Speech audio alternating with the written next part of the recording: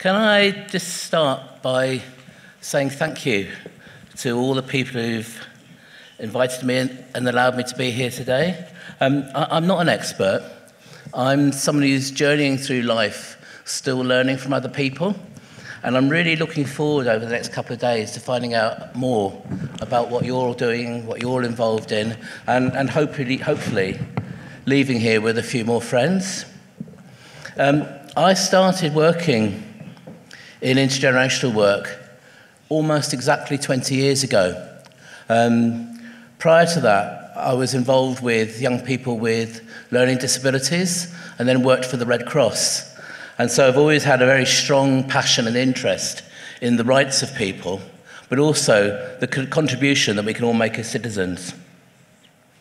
So I'm going to talk a bit about the history of intergenerational work, and then I want to say to you why I think it's more important now than perhaps it's been for a very long time because of some of the changes that we're going through in society.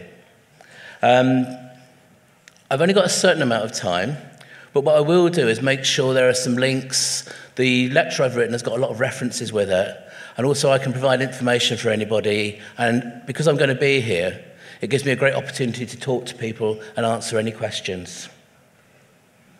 So intergenerational work.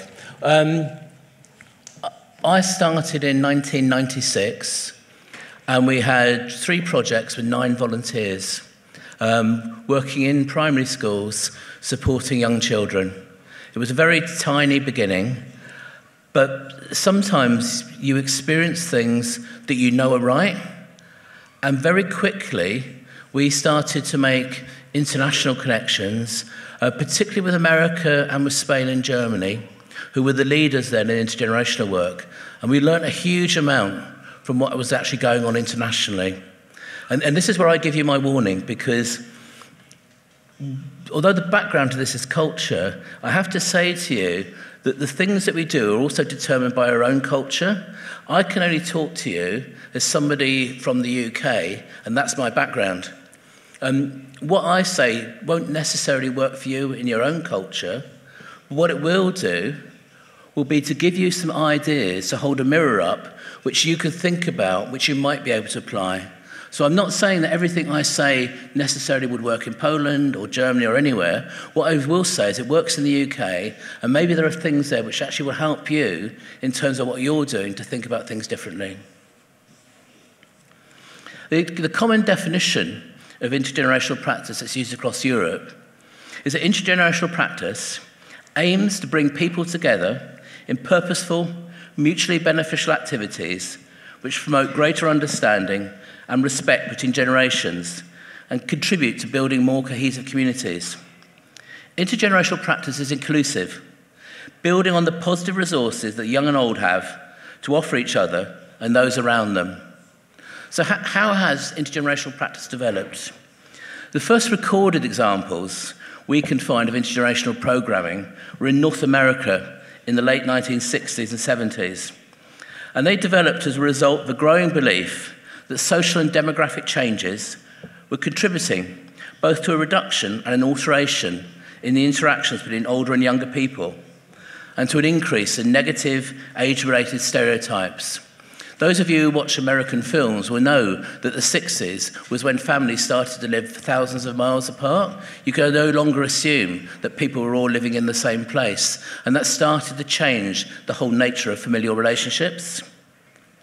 The examples from America generally took the form of standalone projects and were seen as a response to patterns of residential and social segregation of age groups and the negative consequences associated with those trends, such as a reduction in the extent and quality of the social networks of children and older adults.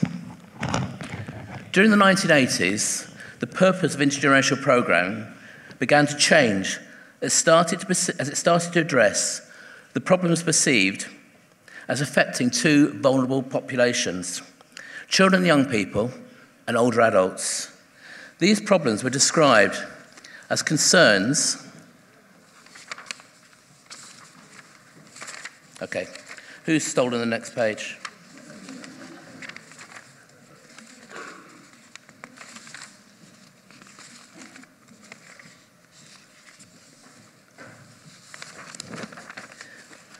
As I was saying, I'm not an expert,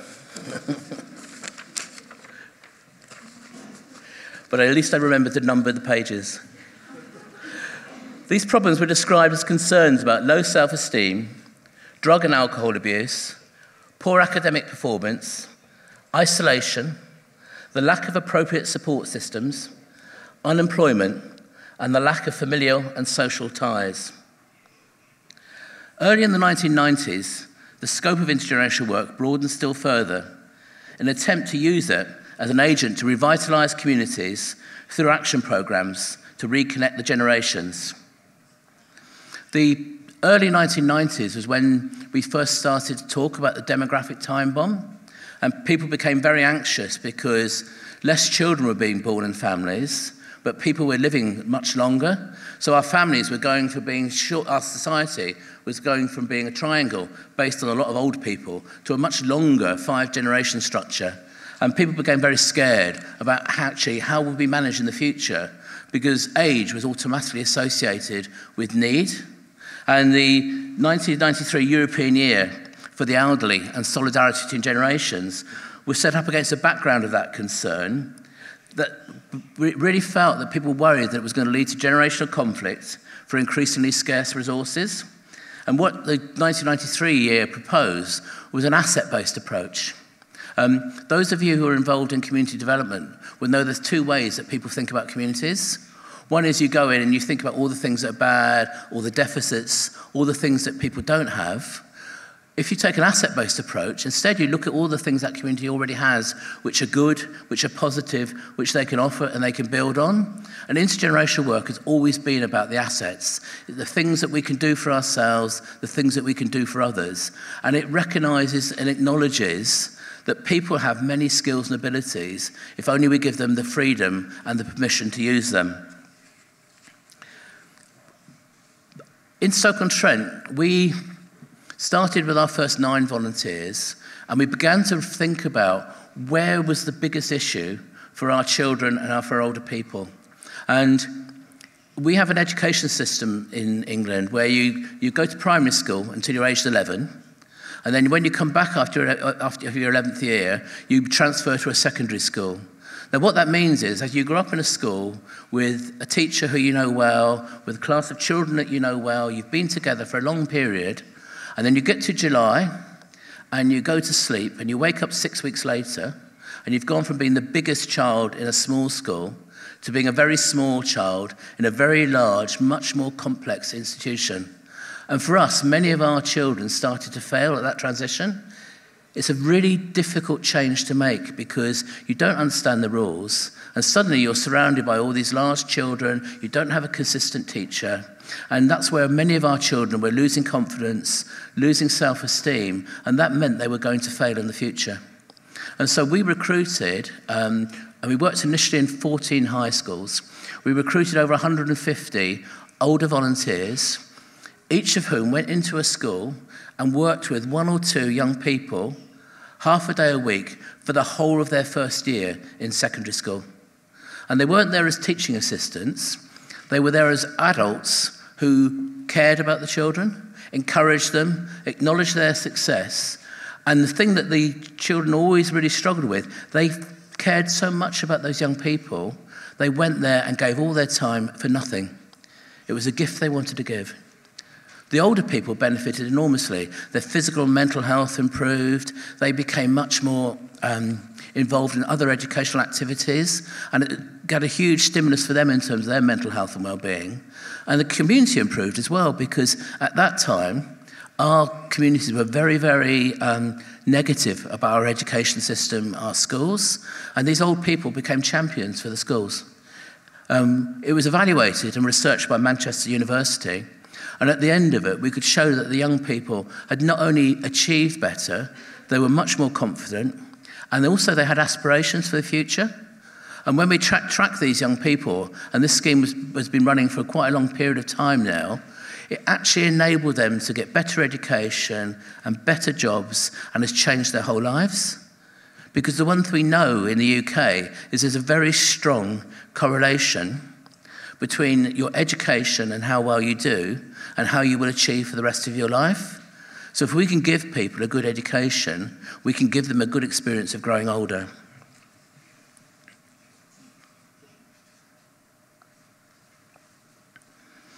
By the end of the 1990s, the number of intergenerational programs has started to increase significantly around the world. Across Europe, there was a response to emerging issues, such as the integration of immigrants in the Netherlands. And those of you who know the Netherlands will know it's a very multicultural society, but they were going through issues and tension about how diverse they were becoming. And so they developed a project which was about storytelling, which for those of you who are involved in culture, I think you'll understand the importance of this. So they looked at the different people and different backgrounds and different ethnic experiences of people who'd come to a community, and they were trained as storytellers. And each different ethnic group developed its own story about the journey it had taken, its experience, and how it had become part of that community. Those trained storytellers then came together and they created the community story, which told the story of how the community had been made from all those different experiences and what the people expected and what was going to happen next. And then they went out and they told that story to people in the community. And it had a huge impact in terms of promoting people's understanding of what was going on, but also of actually getting people to understand that there's never been a time when immigration hasn't been happening. People have always been making journeys. There's always been this kind of cultural influx. And mixing culture can breed great strength in terms of what's going on. In Spain, the reason for intergenerational work was very different. Traditionally, the family had been the strong building block in Spain for most of what actually happened. But in the 1990s, that family solidarity started to break down. Families were much smaller, children were starting to go away to universities. You could no longer assume that the family block was the building of society.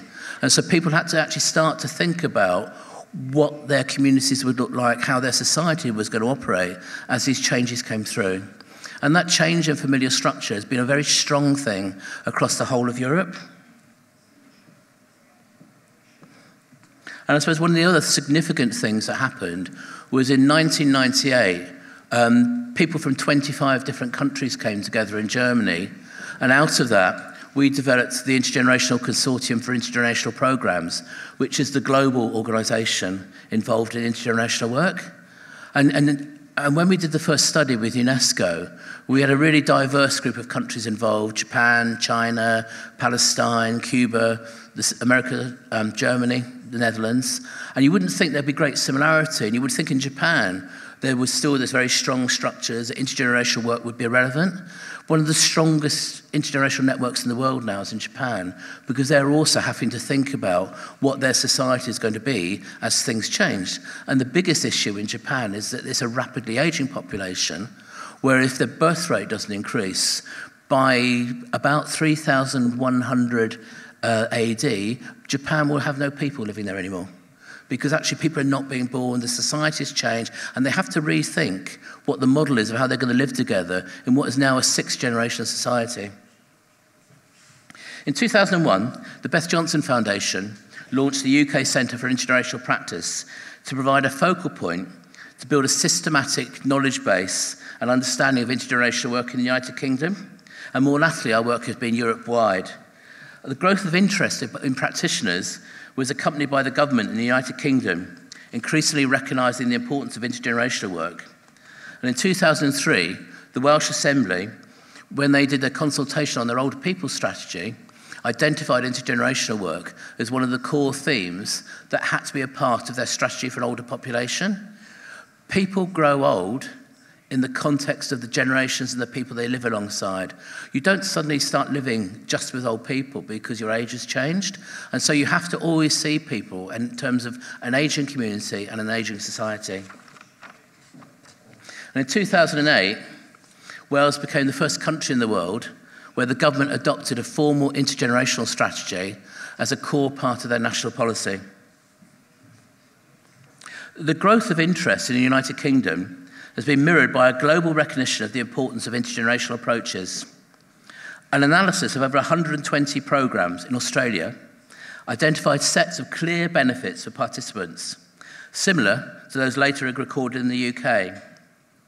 The Australians found that for older people, benefits ranged from individual, ability to cope with mental illness, increased motivation, increased perceptions of self-worth, to relational, making friends with young people, increasing their own perceptions of self-worth, escape from isolation, and benefits for the community, increased reintegration, skill sharing, and volunteering.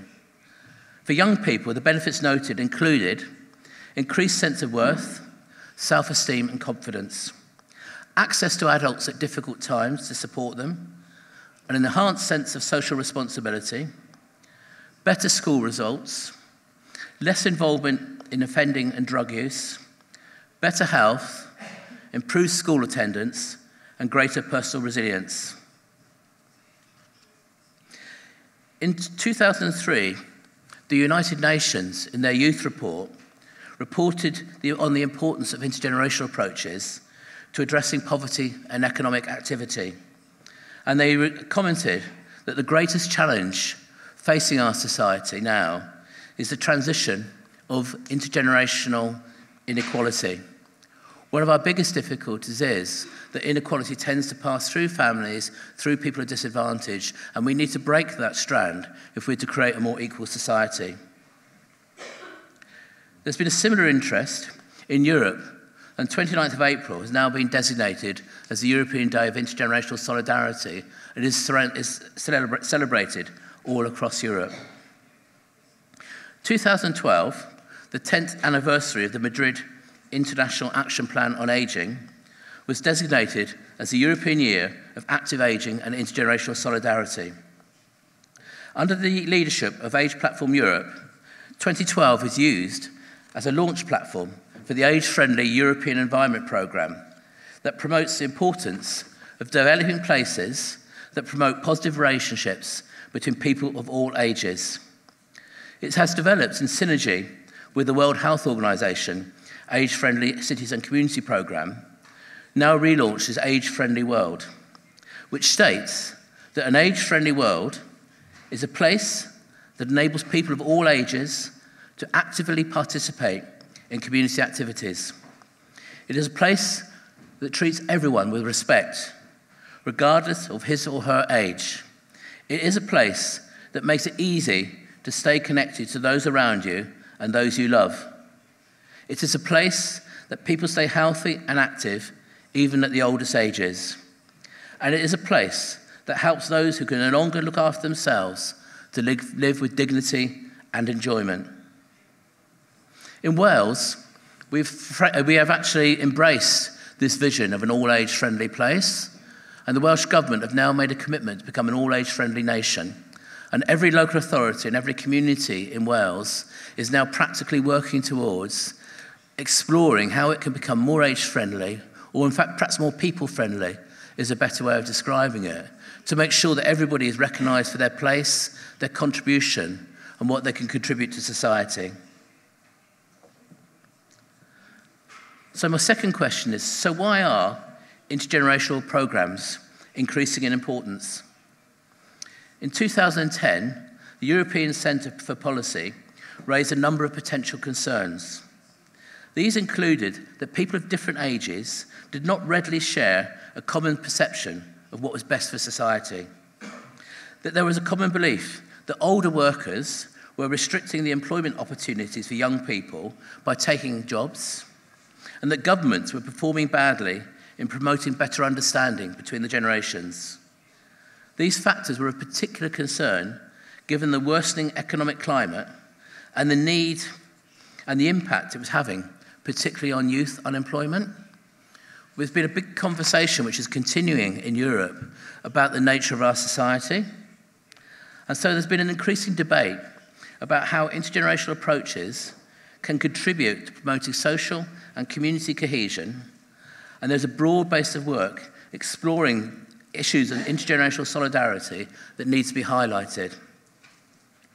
One of the areas where this is very well illustrated is in Northern Ireland.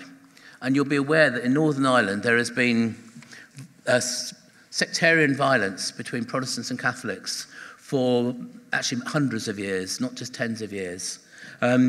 One of the big difficulties as we've moved into peace is how do you get people who carry these long-standing beliefs with them to talk to one another and begin to find the interest in humanity in each other? And it's been very difficult to run projects which bring together people of the same age. We've run a whole series of programs where we've done intergenerational community reconciliation projects. And it's very interesting, if you bring together Catholic young people and Protestant older people working on a project around art, around the environment, where they're producing something which is tangible and real together, they start to see each other as individuals, not as just members of a particular group. And we've been able to have a major impact in terms of breaking down incidents of sectarian distrust. And we've used culture, we've used the arts, we've used the history, but we've used the fact that people of different ages so that they're able to talk to each other and explore things. And they've then gone back into their communities and spread that message. And sometimes it's more powerful to do work between different groups who are also of different ages than assuming that just because people have something in common in terms of age, that they actually have an ability to listen to one another. Alan Walker maintains that the economic relation is but one consideration. The intergenerational contract also includes an ethical dimension that represents the social cohesion of our society, achieved by ensuring security for all citizens, not only those who are able to pay for it. Walker argues that while it makes sound economic sense to adjust to the demographic realities of an ageing society, a one-dimensional interpretation of the intergenerational contract or intergenerational relationships will undermine methods and efforts to maintain intergenerational solidarity. As a consequence, intergenerational solidarity needs to be broadly characterised in terms of those formal and informal systems, practices and understandings that enable the generations to engage in a collaborative fashion to provide mutual benefit. Such a model resonates with much of the current debate around the need to promote social cohesion and civic engagement. I've just finished being involved in a project in Portugal called United at Work, and it was about intergenerational entrepreneurship. And there were a large number of young people in Portugal who had graduated with good degrees but actually couldn't find work. And there was also a significant number of older workers who were approaching retirement or who had retired but actually had a great deal of skill and experience. And the project was recognising that as the family structure was changing and the family was becoming less involved in supporting people as their health changed, they needed to create a new health and social care system in Portugal.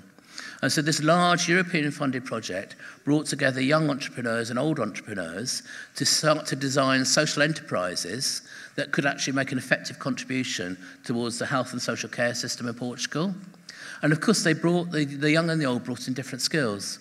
The young people were able to look at digital solutions. They had different approaches in terms of expectations.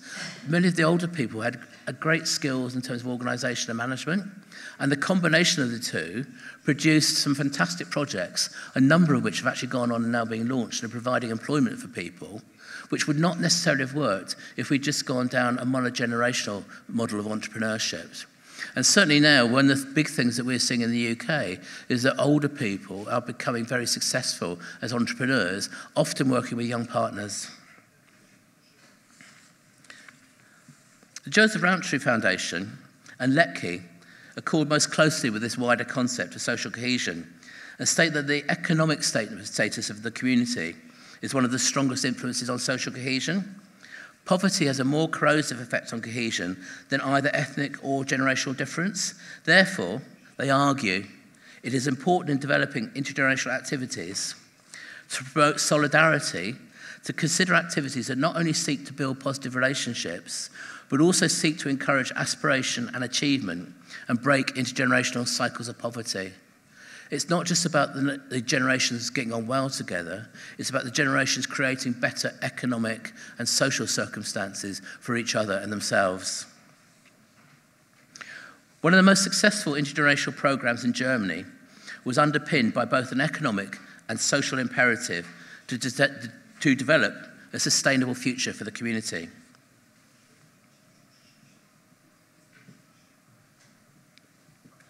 Amsel is situated in the western part of the Allgäu region, Germany, with a population that has remained relatively stable in this region, yet the proportion of people above 80 is disproportionately high. An intentional intergenerational strategy has been developed by the town to promote both the economic well-being of all citizens and to strengthen social cohesion. Different age groups were intentionally mixed and an experiment named the Generation Village undertaken. Once the nursery school had been built close to the older people's home, a residential development named Young and Old was developed, providing space for both families and senior citizens to live in and meet one another, and a multi-generational sports facility was built alongside. The town had to find a way of creating greater tourism opportunities, of bringing money into the town. And by taking an intergenerational solution, which made it very vibrant, they actually saw their economic circumstances improve, which meant there was more work for young people. So young people were staying in the town rather than leaving and moving elsewhere. So it created a stability which which other towns who've not gone down the same way in Germany have not been able to recreate.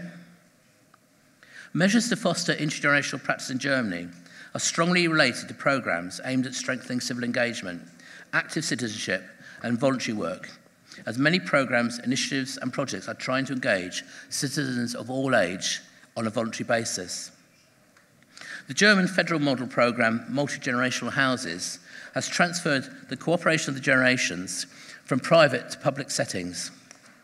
These funded houses use the expertise and potential of all the generations by being open community drop-in centres where all generations can meet. A multi-generational house is a meeting place for people of different ages in a specific city or community. It's planned as an open space where young and old people both offer and take mutual support and become part of a network which brings services and the interests of people of different age groups together. Similarly, the Netherlands programme, Generations in Action, introduced a method for the joint participation of the young and old to empower young and older people across their society. The main aims of the project was to promote participation, social solidarity, and citizenship, to encourage integration of the generations in the neighbourhood, to promote mutual understanding and communication between the age groups, and to gather policy information about the needs and perceptions of both younger and older people. The model is an integrated approach that brings together youth work with older people, and community development to promote understanding and social cohesion in the community. It is essential to acknowledge the impact of diversity and poverty on social cohesion. The existing evidence suggests that activities that build intergenerational connectivity and solidarity can have a significant impact on improving social relationships. Intergenerational projects that successfully address wider social cohesion can also have an impact on developing the skills, confidence, and employability of participants to enable them to achieve the potential for greater future success.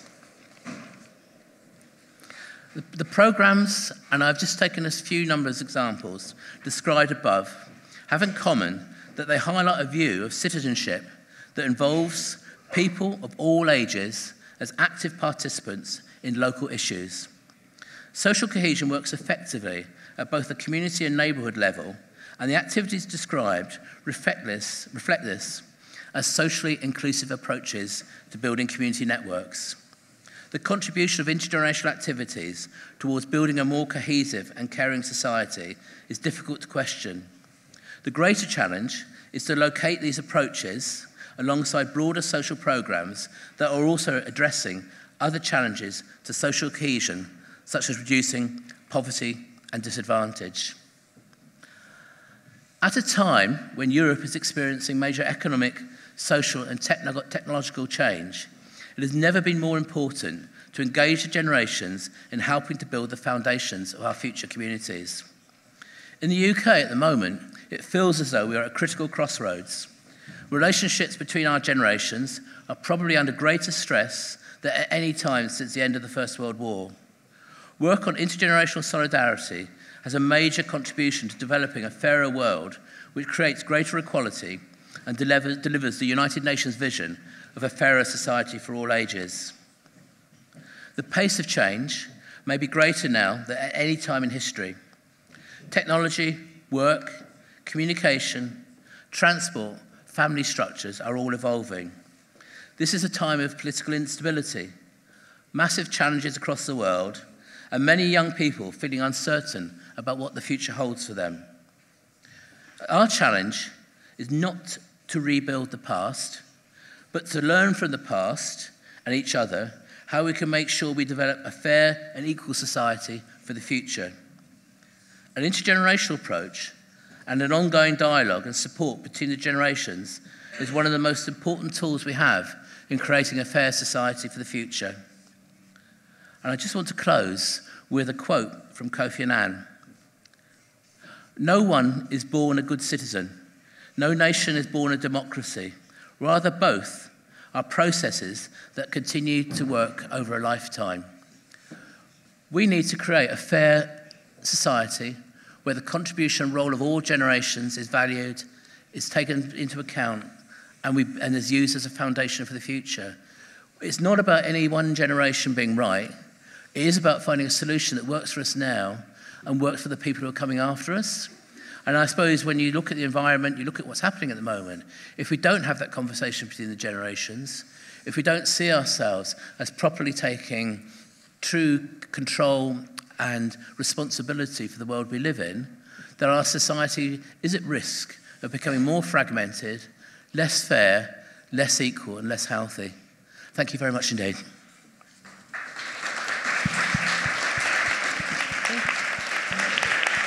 Powiedziałeś, że twoja przygoda z działaniami międzypokoleniowymi zaczęła się około 20 lat temu, że to była taka świadoma decyzja przejścia z trochę innego obszaru działań z młodymi ludźmi właśnie do tych działań międzypokoleniowych. Ja jestem ciekawa, jakie były twoje takie osobiste motywacje zajęcia się właśnie tym tematem, takimi działaniami. Czy możesz tutaj wskazać, jak się zaczęła ta twoja osobista przygoda, twoja osobista droga na tym obszarze? When I left the Red Cross and went to work with the Beth Johnson Foundation, the Beth Johnson Foundation was a very traditional older people's organisation, working mostly with people over the age of 60. And having very little contact with the people who lived around them. And it felt wrong. I'd come from a background of working with people with disabilities, which was about all of us having a role to play in society, a more kind of normal approach. And instead there was this group of older people who had almost taken themselves to a different place in society. And so intergenerational work was about thinking about how we all live together as people of different ages. So it seemed an obvious thing to me. I mean, at that stage, I would have been in my late 40s. And so I was thinking about when I was young, and I was thinking about when I was going to be old. And maybe it was that right time in my own life in terms of thinking about the whole thing about aging across the life course, who you want to be. And the one thing I was sure about, I was seeing things like in America, they were building these retirement homes that were just for older people, where young people weren't even allowed to visit. And that to me just seemed such an appalling idea. You know, I like the company of young people. I like the company of people of different ages. So to me, I want to live in an intergenerational world.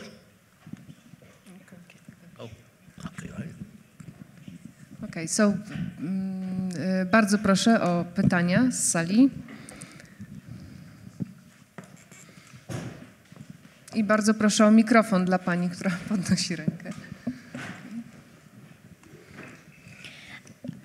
I have one question connected to the diagnosis, because as far I am concerned, and because of my life experience that is connected to working with people from different ages, I think that the most important thing is diagnosis of the problem or diagnosis of what we should do.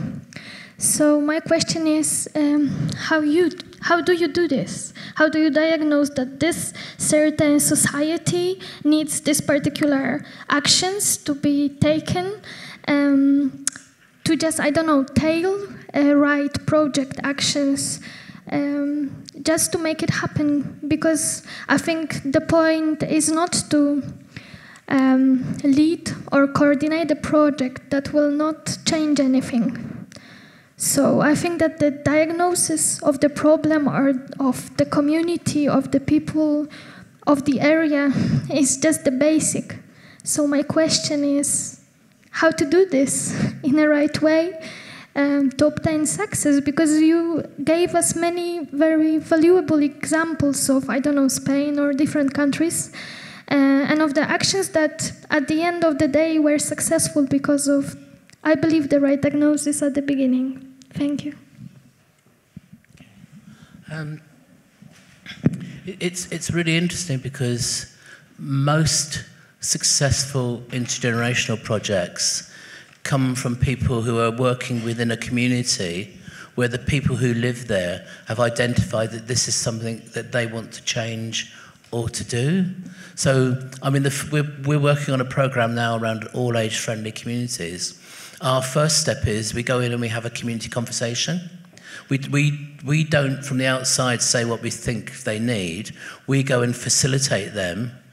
And we may use the arts, we may use a whole lot of different ways of doing that, but to have a community conversation, and as a community to decide what would be the thing that would actually make a difference and improve things for them. And we then work with them about how they can create that change, how they can measure whether that's happened or not, and what the impact will be.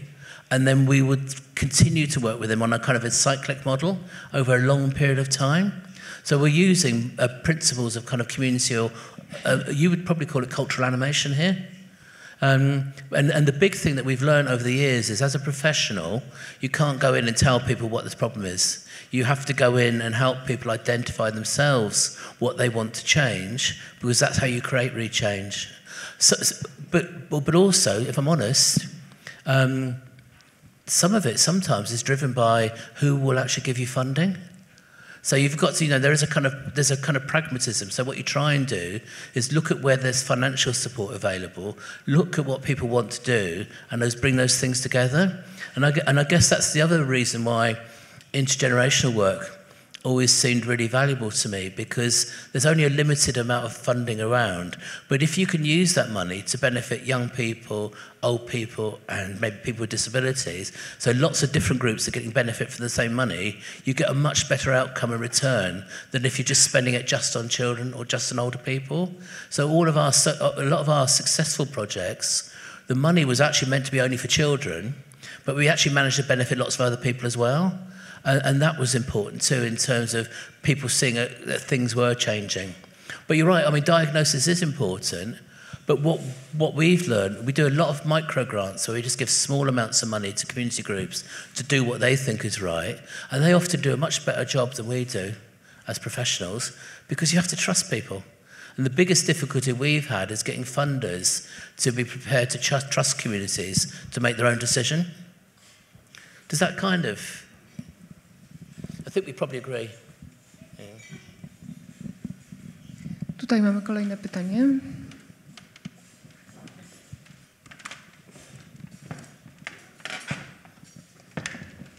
Pani tutaj idzie, tak?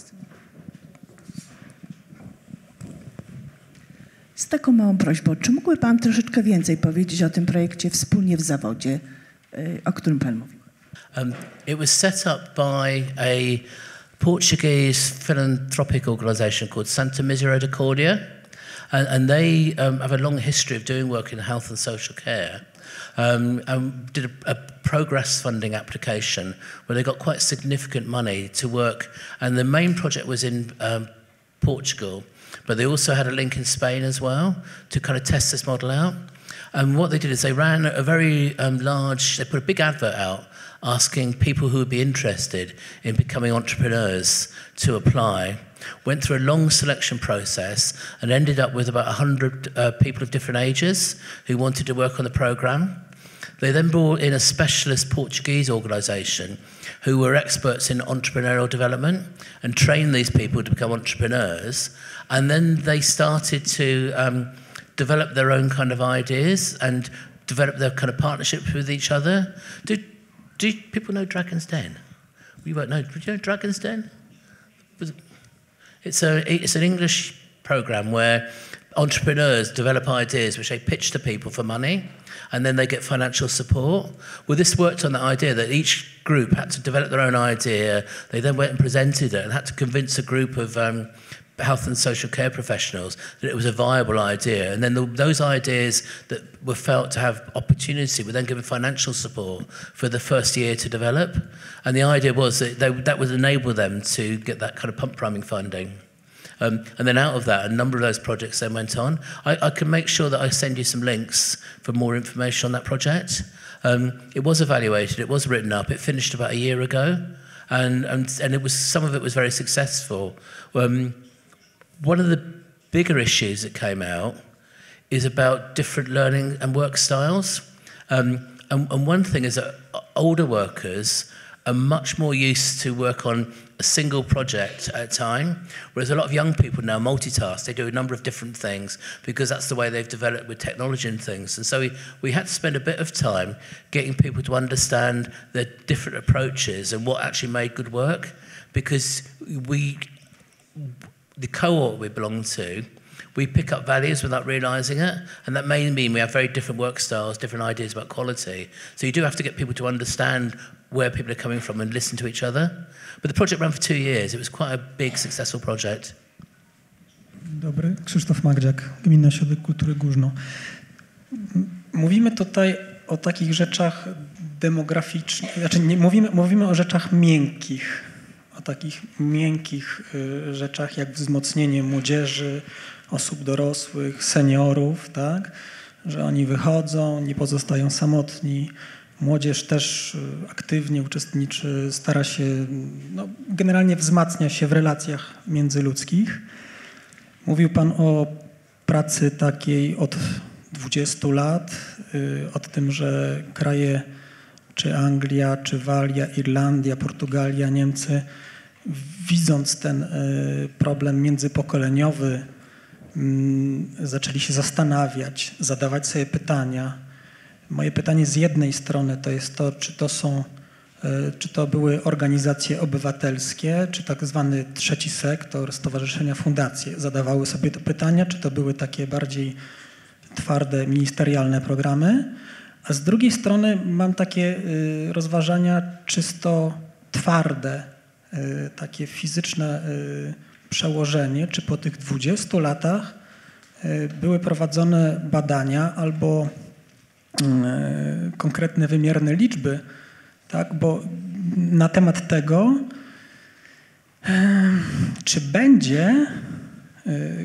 czy będą kolejne pokolenia, z którymi będziemy się my mogli dzielić, tak, czyli konkretnie, czy nastąpił wzrost demograficzny po tych działaniach, ponieważ no, z jednej strony fajnie, uważamy, że to jest wartość, tak, czy tam się rodzi więcej dzieci? Tak, no bo to jest wymierne, tak, żeby była wymiana międzypokoleniowa, to musi to krążyć, tak?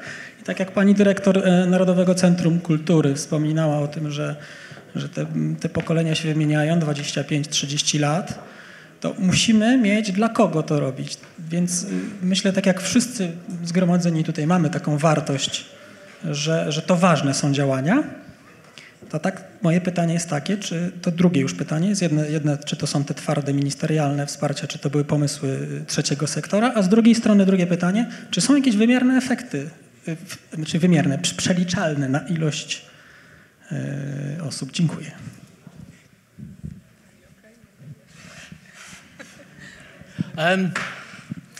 That's a good question.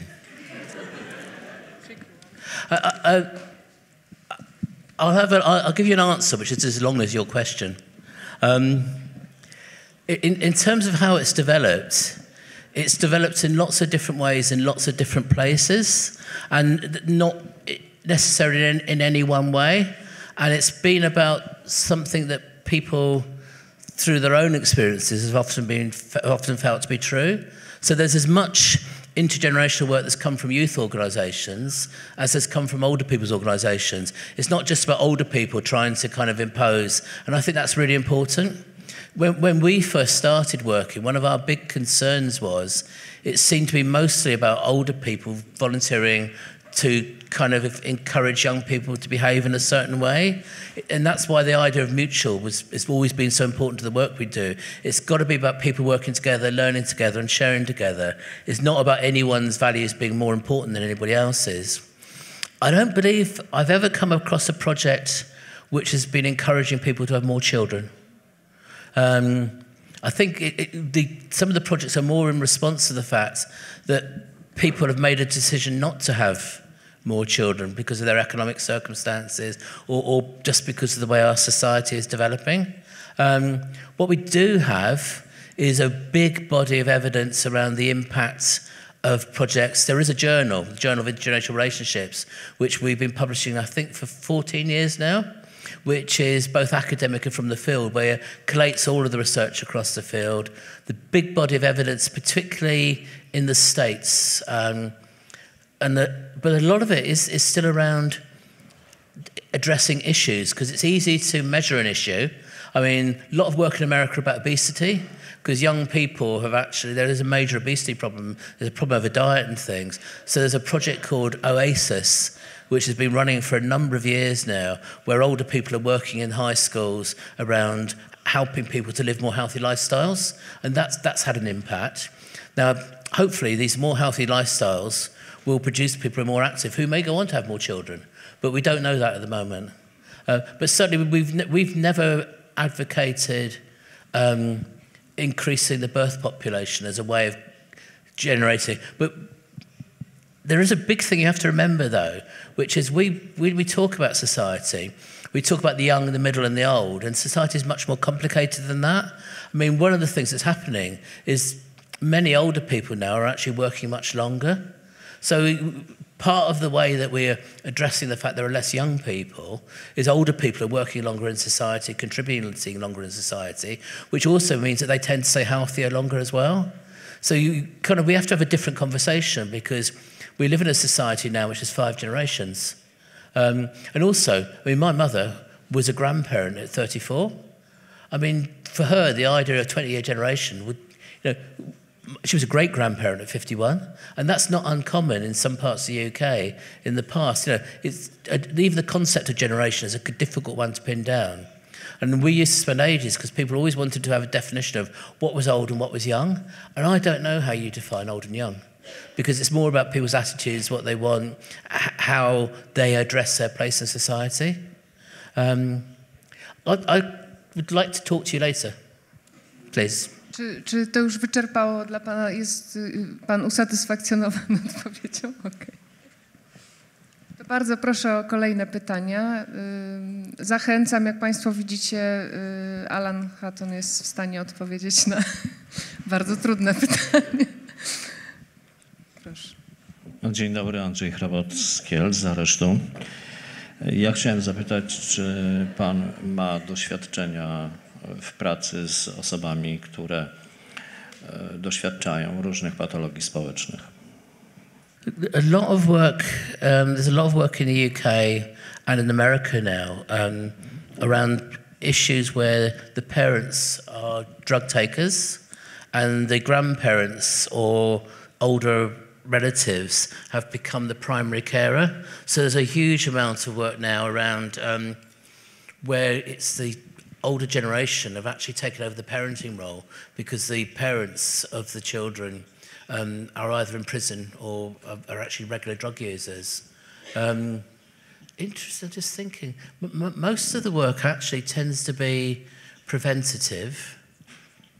But we did have a very successful program we ran. We worked with Northampton Prison, which was a Young Offenders Institute. And one of the ways that young people used to be prepared for leaving institutions in the UK was they would do a month placement in a community setting as part of them going back to live in the community. And our recidivism rates were about 95%. If you went to a Young Offenders Institute, you were about 95% likely to re-offend when you actually left that institution. We set up a relationship where the young men were going to work with vulnerable older people in residential homes, which sounds like a very sort of dangerous relationship. But what happened was that for these young people, it was the first time in their lives they'd ever been given personal responsibility and trust. And so they actually felt that they had something to offer and they were listened to. And the older people loved it because it made the place much more lively. If they wanted to go out, they could do that. That project was evaluated and the recidivism rate went down to below 50%.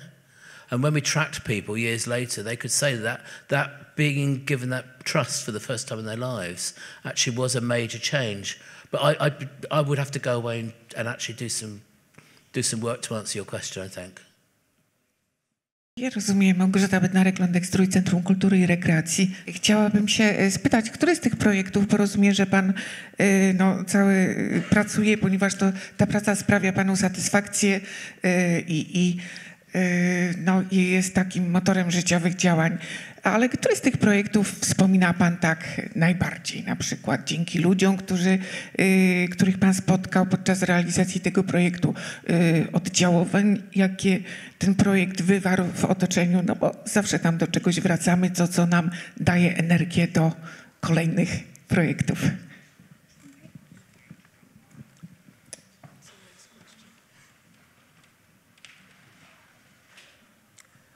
I don't know. Because as an organisation, what we did was lots of training and support to other organisations. So we had about 5,000 organisations we supported in the UK to do intergenerational work.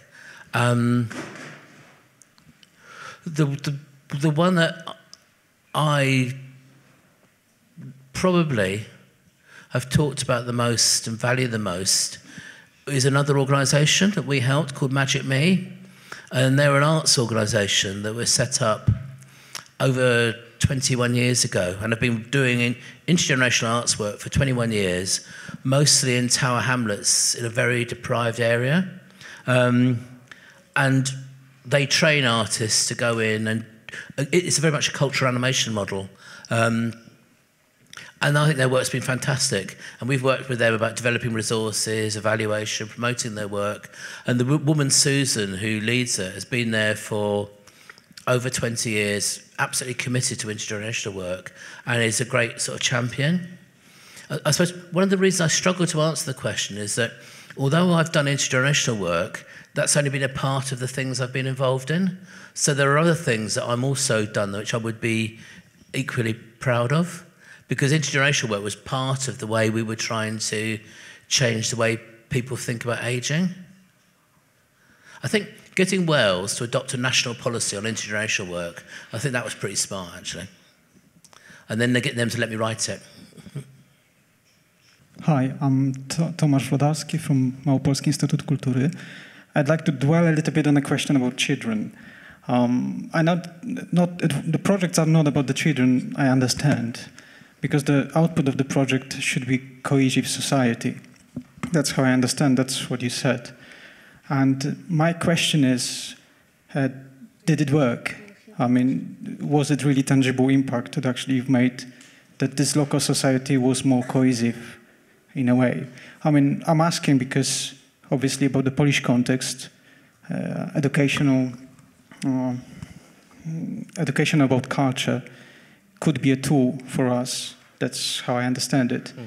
I'd like to ask you to share a little bit about the outputs of those projects, not about the children, but about this cohesive character of, or whether improved, the cohesion of this community actually improved or not, how you see it. Obviously, we can see lots of other issues. There are lots of other challenges ahead of us, because you said that now the British community is actually quite diverse, and actually there's lots of tensions, even since the Great War, the first. So so the first question was about the cohesive aspect, and the second is how we would define still, and the need, whether it's really still we should do it or not, whether to give up, or how we should get the motivation for the future. I can give you lots of research evidence around impact. not just in the UK, but across the whole of Europe and in Asia as well. One of the things is about communities is you don't just do things once and it's done. It's a work of a lifetime, and I think that's one of the things we struggled with in the UK for a while, was we have a kind of project culture. So we do time-limited things, and then we go away and do something else, and that's not the way to do proper long-term sustainable community work. So much more of our work now is around working with the community themselves so that they have control over what's happening, because that's much more likely to have a kind of long-term impact. It's hard, isn't it? Because I'll be honest, I mean, we did a big evaluation study a few years ago where we looked at successful intergenerational projects. And what we found, and we looked at 64 really well-established projects which had good outcomes, and every one of them had a really good inspirational leader who was great at working with people, knew what was going on, and they made that work. We never found a single intergenerational project which had a bad leader that was successful. So there's something about this work, and we've done some studies on this about leadership. There's something about this work that people get involved in who believe in it passionately, and because it matters, that passion makes it successful. And I think that's, and I'm not going to lie, I mean, I've seen projects that I thought shouldn't work really well because people really cared about it. And it's that thing about groups deciding to make change. I'm struggling a bit to answer your question, to be honest. We've just finished a really interesting piece of work. We've just made a BBC TV series where we've actually worked and filmed a school and a community with this going on, and it's been externally evaluated. And now the BBC have gone away, the community and the school have picked the project up, and it's actually incredibly successful. And people could see the changes, and it's worked particularly well with those young and old people who were on the margins, who were marginalised, and it's brought them into the centre. It's given them an opportunity to be the part of the mainstream, not to feel lonely, not to feel isolated, to feel they've got something to offer. We have an epidemic in the UK at the moment of loneliness, both for young and for older people. It's become a bigger issue for us now than cancer in terms of its health impact.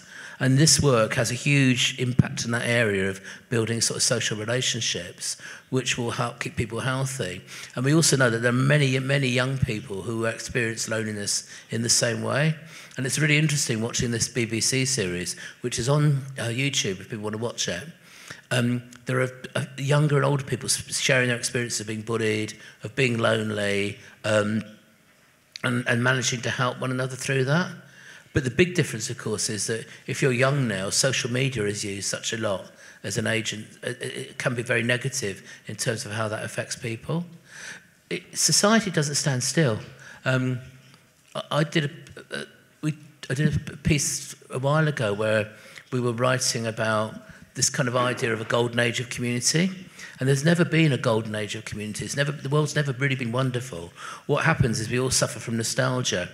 But also, there's a long-standing history of conflict between young and old people, which is quite healthy, because it's part of the way that society evolves.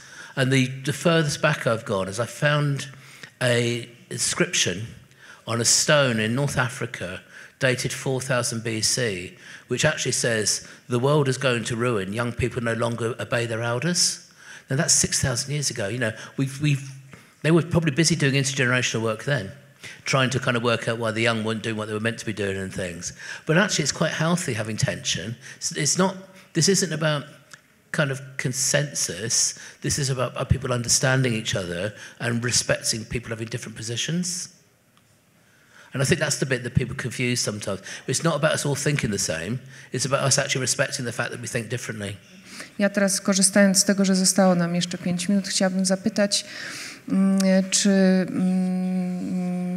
czy jest jakieś rozwiązanie systemowe, bo opowiadałeś dużo o projektach, które są krótko, długoterminowe, ale jednak praca projektowa cechuje się tym, że ona jest zamkniętym cyklem.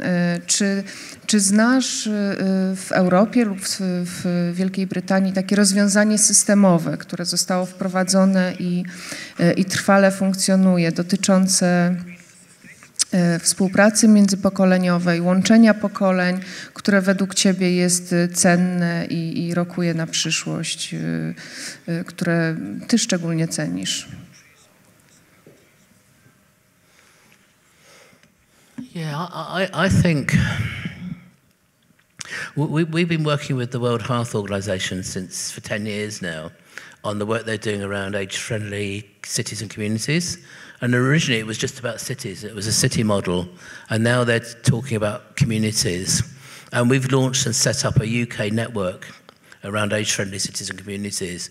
And we're developing a model which is around how you do people-friendly community development, which is intergenerational. And that's now is now very strong in Northern Ireland and in Wales. It's become the national movement. There's a lot of work going on. We've got similar interest in Scotland, where we can see that becoming viable. And we've just got funding now for a further 5 years to develop that programme of work, particularly as a learning model which we can share with other people. But the thing that we're doing is we're not training professionals, we're training people in communities. So we're trying to kind of create, it's a bit like going back to Alinsky's work in the 30s in Detroit and that. We're trying to recreate community activists because that's where we think we'll get sustainable change from. Because those community activists will be able to bring in the small amount of funding they need, but they'll be there for a long time because it matters to them. So it's about passion in communities. And the ones that have tended to last for a long time, projects are projects, they're time limited. By the very nature, that's a weakness. What you need is social movement. And so that's where we would be going next with this work, is around creating a social movement which creates social change, which I guess is what a lot of you are trying to do. And that's where you get long-term change.